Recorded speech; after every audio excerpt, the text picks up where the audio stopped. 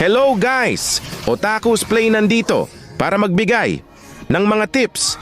Bago ka maglaro ng Mobile Legends, narito ang ilang mga bagay na dapat mong gawin. Number 1. Piliin ang tamang klase ng hero. May 6 na klase ng hero: tank, fighter, assassin, mage, marksman, at support. Bawat klase ay may iba't ibang papel sa koponan. Siguraduhin mong pumili ng hero na angkop sa iyong laro at sa pangangailangan ng koponan. Number 2, pag-aralan ang mapa. Mahalaga na maunawaan mo ang mapa ng Mobile Legends. Gamitin ang minimap upang malaman ang lokasyon ng mga kaaway at mga kakampi. Ito ay makakatulong sa iyo na magplano ng mga galaw at magdesisyon kung kailan ang tamang oras na sumalakay sa mga turret. Number 3, i-customize ang bawat emblem upang maging pinakamabuti para sa iyong hero at sa iyong estilo ng laro.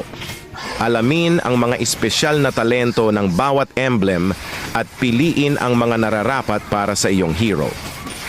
Number 4, mag-aral ng mga kasanayan ng hero. Bago mo gamitin ang isang hero, alamin ang kanyang mga kasanayan at mga abilidad. Maaring magbasa ng mga guide o manood ng mga tutorial upang maunawaan ang tamang paraan ng paggamit ng iyong napiling hero. Number 5, mag-ensayo sa mga laban ng AI. Kung bago ka pa lamang sa Mobile Legends, maaari mong subukan ang iyong mga kasanayan sa mga laban ng AI. Ito ay magbibigay sa iyo ng pagkakataon na ma-practice ang iyong mga galaw at magpahusay bago ka sumabak sa mga tunay na laban. At ang panghuli, number 6, maghanap ng mga kasama.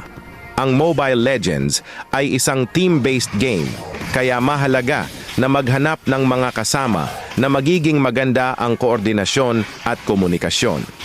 Maaari kang sumali sa mga grupo o guild upang makahanap ng mga kapwa manlalaro.